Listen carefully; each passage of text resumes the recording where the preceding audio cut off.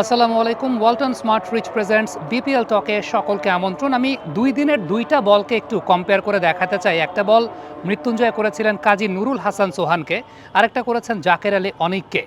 এই ২টা বলই তার একটা গেম প্ল্যানের জায়গাটা আপনি খুব ভালো মতো বুঝতে পারবেন। খেয়াল করে দেখেন ২টা বলই একই রকম এবং ২টা বলের ক্ষেত্রে ডিপ ফাইন লেগ অঞ্চলে ফিল্ডার আছেন। নুরুল হাসান সোহান এবং জাকের আলী অনিক তারা যেই নেচারের ব্যাটার তারা ওই ধরনের বলে শট খেলবেনই। পেসটা ভালো জেনারেট করছেন, ইনকামিং এবং সেই সঙ্গে বল ডিসেন্ট হাইট পাচ্ছেন। এখন এখানে একটা খুব গুরুত্বপূর্ণ বিষয় আছে, গেল ম্যাচে মৃত্যুঞ্জয় যেভাবে বোলিং করেছেন তিনি কিন্তু ব্যাটারদেরকে প্ল্যান করে করে আউট করেছেন। আপনি খেয়াল করে দেখবেন প্রত্যেকটা ব্যাটারকেই বাহাইন্ড দ্য স্কোয়ার ডিসিভ করার তিনি চেষ্টা করেছেন। উইকেট কিপার আকবর বেশ কয়েকটা ক্যাচ নিয়েছেন এবং সবচেয়ে উল্লেখযোগ্য ব্যাপারের জায়গাটা হচ্ছে এই ম্যাচেও মৃত্যুঞ্জয় যখন বোলিং করতে এসেছেন একটা প্ল্যান নিয়ে বোলিং করতে এসেছেন।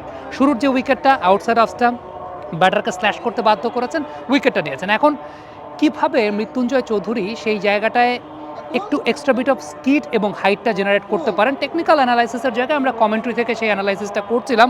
খেয়াল করে দেখবেন মৃত্যুঞ্জয় ম্যাক্সিমাম ক্ষেত্রে যখন বলকে হোল্ড করছেন ক্রস সিমে বলকে হোল্ড করছেন, এক্স্যাক্টলি ক্রস সিমে বলকে হোল্ড করছেন এবং তার যে বলগুলো তিনি করেছেন ম্যাক্সিমাম ক্ষেত্রে দেখবেন যে সিম কিন্তু স্ট্রেইট না, সিম একটু সাইডওয়াইজ। এখন সাইডওয়াইজ সিম থাকলে যেটা হয়, নর্মালি যখন কোনো একজন বোলার সিমে বলকে হিট করান দেন সেটা ইভেন বাউন্স ক্যারি করে, বাট যখনই বলটা পেটে পড়ে অর্থাৎ সিমে পড়ে না, যখনই বলটা পেটে পড়ে সেই সময়টা কিন্তু এক্সট্রা বিট অফ হাইটও পারচেস করে এবং স্কিডিনেসটা পারচেস করে।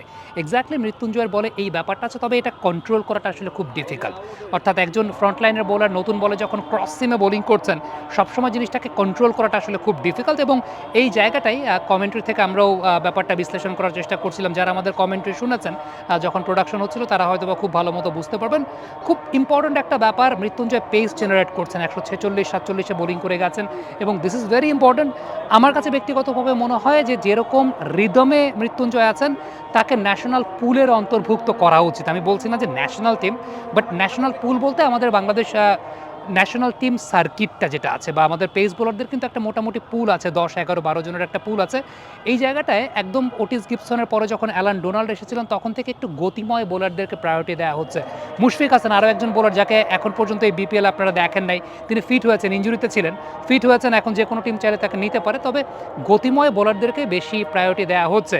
সেই জায়গাটাতে মৃত্যুঞ্জয় লাস্ট ম্যাচ থেকে দেখা যাচ্ছে বেশ খুলে বোলিং করছেন এবং ইম্পর্টেন্ট ফ্যাক্টরের জায়গাটা হচ্ছে যে ক্রস সিমে বল করে এবং প্রপার প্ল্যান অনুযায়ী বোলিং করা, দিস ইজ ভেরি ইম্পর্টেন্ট, যেটা আমরাও কমেন্ট্রি থেকে তার ওই প্রশংসার জায়গাটা করছিলাম। তো আমার কাছে মনে হয় যে আমাদের যে ন্যাশনাল সার্কিটের পেস বোলারদের পুলটা আছে সেই পুলে তাকে ইনক্লুড করাটা খুব গুরুত্বপূর্ণ, যাতে স্কিল ডেভেলপমেন্টের জায়গাটা আরও শার্প তাকে করা যায়।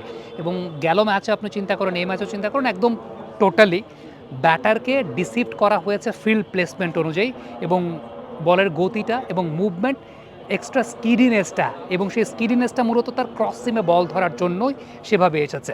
Thank you very much. Comment বক্সে আপনাদের মন্তব্য মতামত জানতে চাই।